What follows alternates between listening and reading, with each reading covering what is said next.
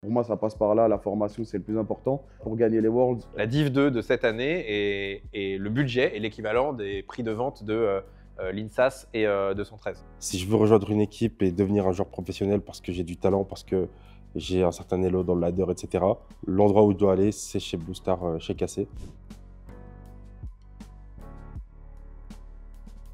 Le projet Blue Star est un projet annoncé par Zouer côté Darji en 2023 au KCX3. C'est un projet où on va aller chercher et dénicher des pépites dès le plus jeune âge et qu'on va ramener dans notre club, qu'on va former, qu'on va chapeauter à l'image du club et qu'on veut, qu'en recrutant ces pépites, elles évoluent peut-être dans un autre club. Mais le rêve, c'est qu'on recrute quelqu'un chez Blue Star et qu'il évolue LFL, LEC ou bien pareil sur Valorant. On s'est rendu compte dans toute l'année 2024 que c'était un petit peu compliqué au niveau relation avec les éditeurs, organisation, structuration, tout ça. Donc on a décidé pour faire en sorte que ce projet prenne vie et soit tangible à partir de 2025, d'avoir un petit changement. Ce petit changement, c'est qu'on a annoncé au KCX4 qu'on va avoir des équipes Blue Star à l'année sur 2 de nos jeux principaux, League of Legends et Valorant. Si je veux rejoindre une équipe et devenir un joueur professionnel parce que j'ai du talent, parce que j'ai un certain elo dans le ladder, etc., l'endroit où je dois aller, c'est chez Blue Star, chez KC. Et l'idée de cette équipe, c'est de former des jeunes joueurs pour intégrer la LFL par la suite et dans le futur, pourquoi pas, arriver en LEC. Le projet Blue Star, il vise à répondre à un problème majeur qu'on ressent en Europe, qui est la pénurie de talent. La pénurie de talent, ça ne veut pas dire qu'il n'y a pas des bons joueurs, ça veut dire qu'on a une pénurie de talent à l'image de ce qu'on estime être important pour la Karmine Corp et que l'on veut participer au renouvellement des générations. Les meilleurs joueurs européens qui jouent donc en LEC sur League of Legends sont des joueurs qui commencent pour les meilleurs à avoir un certain âge et on pense qu'on a besoin de renouveler, de réénergiser d'en créer une nouvelle génération inspirée par Caliste, inspirée par ces nouveaux talents de 18-19 ans aujourd'hui qui viennent pour Vladi, qui viennent pour bousculer les codes. L'inspiration principale, en tout cas de ma POV, vu que moi je regarde beaucoup de foot, c'est la Masia, FC Barcelone. À l'heure actuelle, dans leur équipe, il y a je ne sais combien de jeunes formés à la Masia. Donc ils viennent tout petits, ils sont formés au club, ils ont l'ADN du club, ils ont les idées que véhicule le club, les valeurs que véhicule le club. Et bah, au final, ils ont un système de formation qui est exceptionnel. Donc à la fin, ils ont des top joueurs sans aller les recruter ailleurs parce que tu ne sais pas exactement comment il est. Et en plus, ça te fait des économies et ça te crée des superbes histoires. Tu vois, Lamine Yamal, Messi, tout le monde, tu connais. Il n'y a pas plus beau en vrai. L'idée m'est venue en discutant avec un de nos anciens scouts qui s'appelle Polo, avec qui on discutait de faire des tournois en dessous de 16 ans, ou en tout cas en dessous de 17 ans, où le but c'était vraiment de détecter des talents. On s'est un peu éloigné de la forme initiale du projet qui était vraiment des tournois de détection. Là, on va être sur des vraies équipes établies, ce qui est meilleur pour la stabilité, mais ça enlève un peu la ponctualité qu'on pouvait avoir avec des tournois. Donc le but, c'est de créer dans les jeux, en fonction du degré de maturité des scènes, 2 équipes. Une équipe donc en Division 2 de League of Legends en France, qui fait qu'on va être la seule équipe en Europe à avoir 3 échelons de League of Legends, Div 2, LFL, LEC. Et on espère détecter des talents en misant principalement sur les francophones, mais pas exclusivement, de miser sur des talents francophones qui vont pouvoir monter les échelons et peut-être avoir un jeune talent qui arrive en Div 2 et qui finit en LEC à la Karmine Corp ou ailleurs bien sûr, mais en priorité à la Karmine Corp. Donc je dirais que très modestement, on s'inspire du modèle coréen, ce qu'on estime être un modèle qui a du sens, et on pense qu'on est un club qui a la capacité financière de rendre ça plausible. Sur la VCL, donc Valorant, c'est un tout petit peu différent parce que les échelons ne sont pas encore installés. Donc nous, on va rentrer dans l'équivalent de la LFL, qui s'appelle la VCL, donc la première division française. Donc là, on est sur un niveau de professionnalisme qui est un tout petit peu supérieur parce que les joueurs sont appelés à potentiellement rentrer en cours des saisons en VCT s'il y a des problèmes, s'il y a des besoins, etc. Et donc là, pour le coup, on n'est pas en candidature spontanée, on est vraiment en recrutement. Donc on a déjà signé 2 joueurs qui ne sont pas encore annoncés, mais bientôt, pour rentrer. Donc voilà, là, on essaye de faire un équivalent de LFL. Donc première division française pour Valorant et deuxième division française pour League of Legends. Et voilà l'équipe Blue Star, des jeunes talents qui sont destinés à être les stars de demain. Alors, le recrutement, ça va être différent en fonction des jeux. Sur League of Legends, par exemple, on a envoyé un lien de candidature. On a décidé de faire appel à des candidatures spontanées. On sait qu'il y a un bassin de joueurs énorme, de jeunes joueurs Carmine. Et d'ailleurs, depuis qu'on l'a annoncé, on voit popper des tweets dans tous les sens de hey, j'ai 15 ans, je suis Tchal. Les mecs qui sortent de nulle part, des monstres absolus. Voilà. Et donc, le but, c'est de les détecter. Pour faciliter la détection, parce qu'on ne peut pas les détecter automatiquement, parce qu'on n'a pas les âges dans les logiciels de jeu, hein, c'est public mais pas sur des infos perso. Donc il faut qu'ils viennent à nous et donc on a développé un système avec un QR code ou un site web sur lequel ils peuvent rentrer toutes leurs infos. Et derrière, tout va être scouté avec nos coachs et nos équipes en interne pour savoir qui mérite sa place. Puis ensuite, il va y avoir une présélection, puis une sélection d'une équipe. Donc on va sélectionner une équipe, on ne va pas sélectionner 20 joueurs et on voit qui joue. On va sélectionner une équipe et puis on va essayer déjà de bien se formater là-dessus avec un coaching staff dédié. Parce que sur LoL, on a 3 équipes, sur Valo, on en a 2. Et le level sur Valorant de l'équipe Blue Star, ça va être un peu plus élevé. Donc là, c'est un système différent où on a déjà recruté un coach qui lui s'occupe de scout et d'aller chercher vraiment des pépites à plutôt très jeune âge pour justement performer et potentiellement évoluer chez nous. On va, par la data, par des tryouts, etc., réussir à récupérer les 5 prochains joueurs qui seront du coup nos joueurs titulaires pour le Blue Star en division 2 de LFL. Il va y avoir beaucoup d'encadrement déjà de base par le staff de l'équipe, mais bien sûr, ça va passer par les staffs des équipes supérieures. Donc, je vais prendre l'exemple de LoL. Tu vas être un joueur Blue Star, il y aura des bootcamps, il y aura des moments où on va se réunir, etc. Le système sera relativement équivalent, que ce soit en Div 2 de LoL ou en VCL sur Valorant. Les équipes joueront de chez eux, enfin les joueurs joueront directement de chez eux, donc ce ne sera pas full-time. Un peu comme ce qu'on faisait en LFL avant 2023. C'est un changement qu'on a opéré mi-2023 en LFL, mais aujourd'hui on n'a pas la capacité pour l'instant de le faire vivre. Et puis c'est des mineurs, il faut qu'ils aillent à l'école, etc. Donc pour certains, c'est plus simple de faire comme ça. Ils auront un coaching staff dédié, hein, comme une équipe professionnelle, avec un suivi, avec des entraînements quotidiens. Ils vont sûrement aussi avoir accès au scrim de temps en temps des équipes supérieures pour voir comment ça fonctionne. Et il y aura des réunions en interne entre tous les staffs de toutes les équipes pour se donner des conseils, pour si quelqu'un a besoin d'aide d'un truc particulier, parce que LoL c'est très spécifique, et ben, ils vont pouvoir se faire aider par les autres équipes et les autres staffs coachs. Et d'avoir aussi des sessions pour permettre à ces joueurs de se développer au contact de joueurs plus expérimentés. Typiquement sur LoL, cette année on aura 3 top laners, 3 junglers, 3 mid, enfin 3 joueurs par poste. Et c'est possible qu'on crée des ateliers pour travailler avec un positional coach directement avec les 3 jungles de la KC, quoi.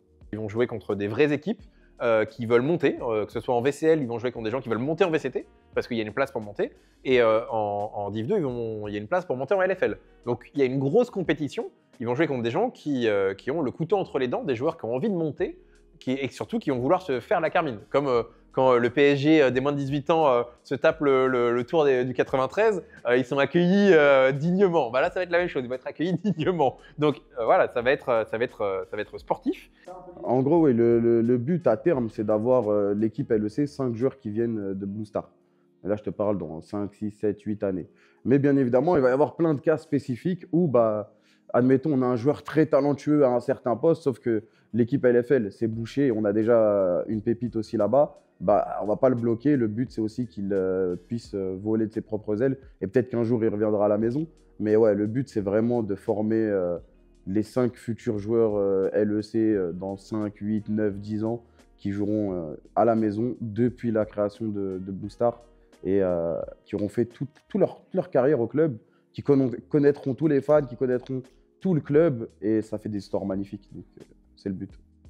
Ce qu'il faut savoir, c'est que donc on va beaucoup se baser sur le modèle qu'on a développé entre la LEC et la LFL cette année. Donc des entraînements, un suivi important du head coach de l'équipe principale qui joue de plus en plus un rôle de general manager sportif chez nous, sur l'exemple de ce que Heng peut faire, et donc une grosse implication dans les sélections des joueurs et dans le suivi petit à petit avec plus ou moins de suivi entre la LFL et la Div 2, évidemment sur League of Legends. Donc il y aura des croisements, il y aura des entraînements communs. Pour ce qui est des équipes, en termes de gestion pure, chaque équipe aura un coaching staff attitré. Et l'idée, c'est de mutualiser via nos autres équipes certains staffs et d'avoir aussi des sessions pour permettre à ces joueurs de se développer au contact de joueurs plus expérimentés. Personne n'est sans savoir que maintenant l'intégralité des ligues seront sur 3 splits. Donc LEC, LFL, Div 2 seront alignés. Donc s'il y a des départs de joueurs, des changements, évidemment il y a des échelons. Alors il n'y a pas de priorité naturelle, sauf si les talents sont là. Et on a la chance de les avoir en LFL. Je pense qu'on les aura en Div 2. Donc s'il y a des transferts, on pourra évidemment prioriser nos talents qu'on connaît, qu'on a formatés à l'image de ce qu'on attend. mais ils pourront potentiellement partir. L'année de LFL a été très fructueuse puisque on a revendu plusieurs joueurs et donc le business model, voilà, c'est la Div 2 de cette année et le budget est l'équivalent des prix de vente de l'INSAS et 213. Avec juste une équipe académique LFL, on a envoyé je ne sais combien de joueurs tenter leur chance en LEC ou qui y seront l'année prochaine, comme 113, l'INSAS, Caliste, Vladi. Et donc, on s'est dit que franchement, l'axe formation, c'était très important pour nous. Donc voilà, on voit bien que tout ça sert la cause et le réinvestissement derrière. Et puis la marque Blue Star va grandir de plus en plus. En VCL, c'est différent parce qu'il n'y a qu'un seul méga split. Pour autant, les joueurs qui auront 18 ans au milieu d'année, si besoin, ils pourront monter, ils pourront remplacer. C'est un peu l'équivalent du remplacement du partenariat qu'on a pu avoir avec Zerance cette année, qui n'a pas forcément été activé derrière sur le nombre de joueurs parce qu'il y a un nombre de matchs très limité. Mais là, ça pourrait être de la même manière une solution en cas de besoin. Donc voilà comment les choses vont se passer, avec beaucoup de souplesse et d'apprentissage, mais il n'y a aucune raison qu'on ne revive pas des années fructueuses. L'objectif des 5 joueurs de LFL, c'est de monter en LEC, que ce soit à la Carmine ou ailleurs. L'objectif des 5 joueurs de Div 2, c'est de monter en LFL, que ce soit à la Carmine Corp ou ailleurs. Pareil pour la VCL. La chance qu'on a, c'est qu'on a un pool de talents au cast qui n'est pas négligeable, que ce soit sur LoL ou que ce soit sur Valorant. Donc, ce sera probablement pas Kamel qui va casser l'intégralité.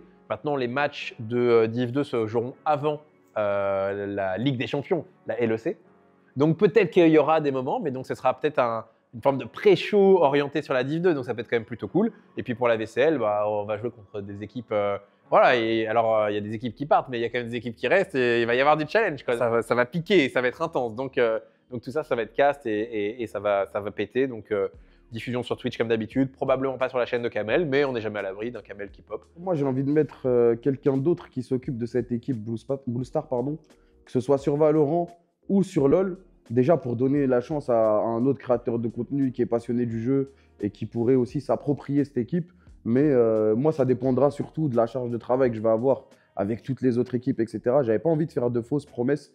Donc de base, j'ai dit, moi, le projet, il me chauffe pour le club en termes de performance et pour tout ce qui est cast, etc. On va prendre un autre mec qui va être la tête d'affiche de cette équipe, qui va les suivre, etc. À fond. Et moi, si j'ai une charge de travail où j'ai le temps de passer, de faire des trucs, de créer du contenu autour, comme Arthur il a dit, de créer des matchs aux arènes en pré-show et tout, je le ferai 100% parce que je suis passionné, donc c'est logique. Mais de base, je voulais pas faire de fausses promesses et de derrière laisser les petits juste à l'abandon. Je veux aussi qu'ils aient aussi une petite couverture médiatique et qu'ils commencent à connaître ces matchs en jeu où il y a des viewers, où il y a des gens qui parlent sur eux, parce que ça fait aussi partie de la formation d'un joueur e-sport. Comme vous le savez, l'amour de l'e-sport le fait pop à des moments où il ne devrait pas. Mais on va voir comment on organise tout ça. Mais voilà, il y aura du content, il y aura du suivi, il y aura de la découverte.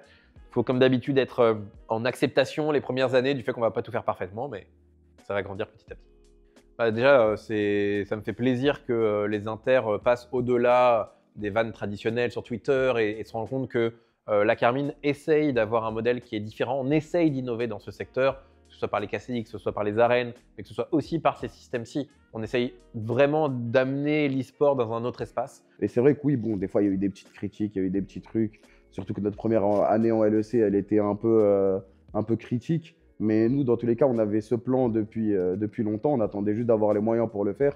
Et ça fait plaisir de voir que ce genre d'initiative soit reconnu par les autres et sera peut-être pas copié, mais imité par les autres équipes et tout, parce que pour moi, c'est super important. On est le seul club à le faire dans la même année où la plupart des clubs LEC arrêtent les académies. Pas tous, bien sûr. On a la chance en France d'avoir des académies très solides avec Vita et BDS. On est très heureux, les 3 clubs français, d'avoir cette présence-ci. Mais force est de constater que la plupart des équipes arrêtent pour des raisons économiques. Nous, on décide de ne pas sacrifier pour l'instant, parce qu'on peut se le permettre grâce au soutien des fans. C'est flatteur et je pense sincèrement que le modèle qu'on essaye de faire, il n'est nullement révolutionnaire. Il est juste ce qu'il devrait exister dans l'intégralité des clubs. Et je pense que beaucoup d'équipes se méprennent sur les coûts que ça représente. Le coût d'une Div 2 à l'année est inférieur à 50% du prix d'un joueur de LEC. Pour moi, ça passe à 100% par ça pour gagner les Worlds. Viser la formation et aller chercher des pépites. Surtout qu'en vrai, sur LoL, League of Legends, c'est un jeu qui est très très fort en France.